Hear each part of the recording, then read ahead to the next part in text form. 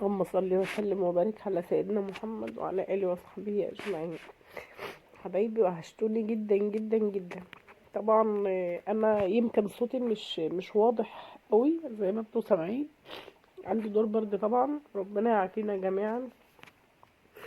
وعشان طبعا انا ما نزلتش الشغل مش قادره انزل الشغل وقاعده في البيت، قلت اصور لكم فيديو الاكل النهارده، الروتين اللي معانا زي ما انتوا شايفين كده. طبعا الروتين اللي معانا النهارده اسماك، جمبري بقى وسمك مقلي وصبيط وبربون زي ما انتوا شايفين كده، رز وسلطات. هسيبكم تكملوا الفيديو، مش قادره اتكلم. تقولوا لي ايه رايكم في الحاجه،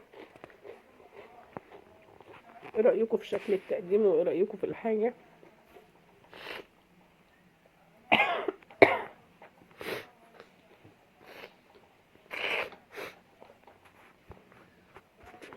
طبعا شوربه السفود يعني غنيه عن التعريف. ده كان فيديو تاني يا جماعه، مش في نفس اليوم يعني. ده طبعا محشي،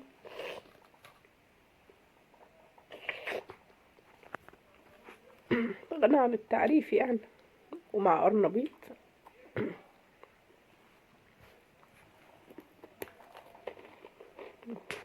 ده صبيت يا جماعه، اللي هو الطبق التاني ده صبيت وقرنبيط، صبيت مقلي ومحشي، محشي وقرنبيط وصبيت.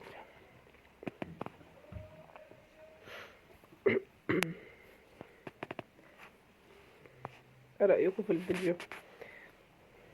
شكلنا هنقعد في البيت من قلة الشغل بقى ونعمل روتينات بتاعة بيت بقى مع اني ما بحبش اصور روتين الاكلات والحاجات دي كتير يعني.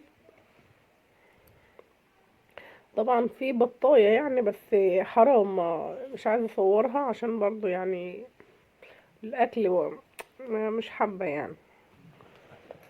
ف ده كانت نهاية الفيديو. اشوفكم في فيديو جديد واشوفكم على خير ان شاء الله، وادعوا لي دعوة حلوة كده في الكومنت، لان الموضوع شديد خالص عليا. اشوفكم على خير ان شاء الله.